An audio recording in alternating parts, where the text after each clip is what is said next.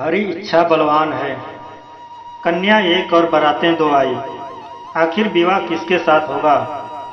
जय श्री कृष्णा मित्रों, स्वागत है आप सभी दर्शक बंधुओं का पुनः अनमोल विचार यूट्यूब चैनल में। प्रिय मित्रों, ये कहानी आपको बहुत ही शिक्षाप्रद है, जो आपको सिखाएगी कि हर इच्छा बलवान है, अर्थात इस संसार में ईश्वर की मर्जी के बिना पेड़ का पत्ता भी नहीं हिलता, चाहे इस दुनिया का प्राणी कोशिश क्यों ना कर ले। इस संसार में जो भी होता है वो ईश्वर की इच्छा से ही होता है। हवा भी चलती है वो भी ईश्वर की इच्छा से। सूर्य धरती को प्रकाशित करता है वो भी ईश्वर की इच्छा से। यहाँ तक कि बादल भी ईश्वर के बिना मर्जी के एक बूंद भी जल नहीं बरसा सकते। यही विधि का विधान है।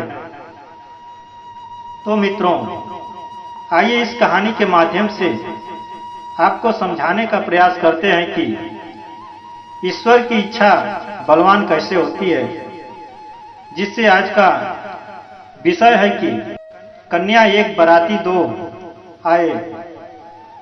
आखिर किसके साथ होगा उस कन्या का विवाह। मित्रों, कहानी बहुत रोचक और ज्ञानवर्धक है, इसलिए आपसे निवेदन है कि इस कहानी को पूरा ही सुनें और कहानी के समाप्ति होने तक हमारे चैनल पर बने रहें। तो चलिए मित्रों, बिना विलंब किए हुए शुरू करते हैं इस ज्ञानवर्धक प्रसंग को। मित्रों, एक समय की बात है, भगवान श्री हरि विष्णु ने विचार किया कि चलो कैलाशपति भगवान शिव से मिलने के लिए चलते हैं। फिर एक दिन हरि विष्णु गरुड़ जी पर सवार होकर कैलाश पर्वत की ओर प्रस्थान कर देते हैं। चलते चलते जब बहुत दूर निकल गए तो रास्ते में गरुड़ जी ने देखा कि एक गांव में एक घर के एक ही दरवाजे पर दो बारातें ठहरी हुई है। ये मामला गरुड़ जी के समझ में नहीं आया। फिर क्या था, गरुड़ जी भगवान विष्णु जी से पूछ लिए और बोले कि हे प्रभु, ये कैसी अनोखी बात है कि इस घर में विवाह के लिए कन्या एक है और बारातें दो आई है। मेरी तो समझ में कुछ नहीं आ रहा है।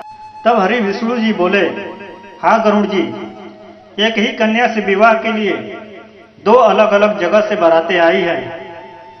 एक बारात पिता द्वारा पसंद किए गए लड़के की है और दूसरी बारात माता द्वारा पसंद किए गए लड़के की है। मित्रों, ये बस। गरुड़ जी पूछने लगे कि हे प्रभु, आखिर विवाह किसके साथ होगा। तब भगवान विष्णु जी कहते हैं कि हे गरुड़ जी, जिसे माता जी ने पसंद किया है और बुलाया है उसी के साथ कन्या का विवाह होगा।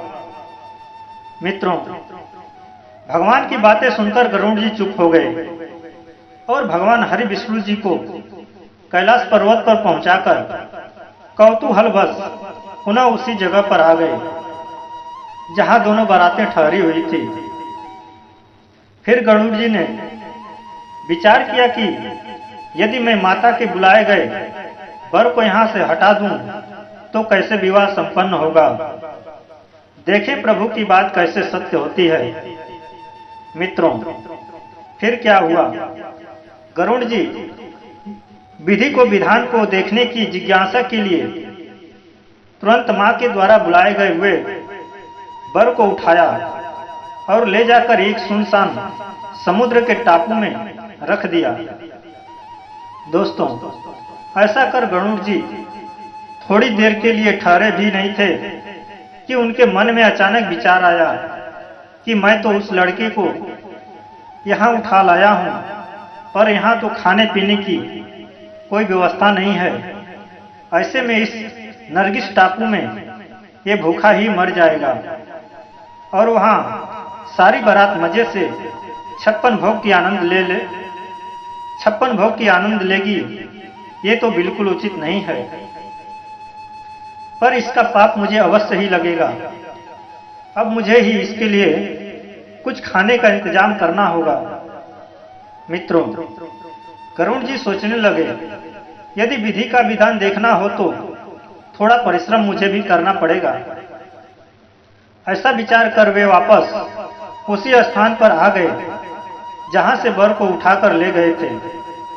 मित्रों, इधर कन्या के घर पर स्थिति ये थी कि वर के लापता हो जाने से कन्या के माता को बड़ी निराशा हो रही थी, परंतु वो अपनी हट पर अड़ी थी कि मेरा पसंद किया हुआ वर अवश्य मिलेगा। प्रिय मित्रों, फिर कन्या की मां ने अपनी कन्या को एक टोकरी में बैठाकर ऊपर से फल फूल मेवा मिष्ठान आदि सजाकर रख दिया। जिस टोकरी को ले जाने के निमित्त वर पक्ष के लोग आए हुए थे, तो उसको माता द्वारा उसी टोकरी में कन्या को छुपाकर भेजने के नीचे की उस किए मनसा को कि वर पक्ष के लोग कन्या को अपने घर ले जाकर वर को खोजकर उन दोनों का विवाह कर देंगे।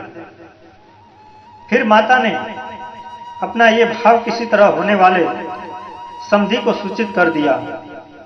प्रिय मित्रों, अब संयोग की बात देखिए। आंगन में रखी हुई उसी टोकरी को जिसमें कन्या की माता ने विविध फल मेवा मिष्ठान से भरकर उसमें कन्या को छिपाया था, गरुड़ जी ने उसे भरा देखकर उसे उठाया और वहां से ले उड़े। मित्रों, उस टोकरी को ले जाकर गरुड़ जी ने उसी निर्जन टापू पर जहां पहले से ही वर को उठा ले जाकर उन्होंने रखा था, वहीं उसके सामने रख दिया। इधर भूख के मारे व्याकुल हो रहे वर ने जो ही अपने सामने भोज्य पदार्थों से भरी टोकरी को देखा तो बाज की तरह खाने के लिए उस पर झपट पड़ा। मित्रों, उसने टोकरी से जैसे खाने के लिए फल आदि निकालना शुरू किया तो देखा कि उसमें 16 श्रृंगार करके एक युवती बैठी है जिससे कि उसका विवाह होना था। मित्रों, गरुड़ जी ने यह देखकर दंग रह गए। फिर उन्हें यह एहसास हो गया कि हर इच्छा बलवान है। गरुड़ जी सोचने लगे कि सही कहा है, राम किन चाहे सोई होई, करे अन्यथा असमय होई। फिर मित्रों, क्या हुआ? शुभ मुहूर्त विचार कर स्वयं गरुड़ जी ने पुरोहित का कर्तव्य निभाया, अर्थात वेद मंत्रों से विधि पूर्वक विवाह कार्य संपन्न कराकर वर वधू को आशीर्वाद दिया और उन्हें पुनः उनके घर पहुंचाया, जिन्हें देखकर वर पक्ष के सभी लोग खुश हो गए। तत्पश्चात प्रभु के पास आकर सारा वृतांत प्रभु को आकर सुनाया और प्रभु का अधिकार समझकर गरुड़ जी झुलझुलाकर बोले कि हे प्रभु, आपने अच्छी लीला की है, सारा विवाह कार्य हमसे ही करवा लिया। फिर भगवान विष्णु ने गरुड़ जी की बातों को सुनकर मंद मंद मुस्कुराने लगे। तो मित्रों, ये कहानी आपको सिखाती है कि हर इच्छा ही बलवान है, यही सत्य है। और दोस्तों, जिसने भी हर इच्छा के विरुद्ध जो भी कार्य करने की कोशिश की, उसे नुकसान के अलावा कुछ हासिल नहीं हुआ। इसलिए मित्रों, आप अपने जीवन में जो भी कार्य करें वो हरी इच्छा को समझकर करें। आपको अपने उस कार्य में कभी नुकसान या हानि नहीं होगी। यह कहानी आपको यही प्रेरणा देती है। तो दोस्तों, कैसी लगी ये हमारी कहानी?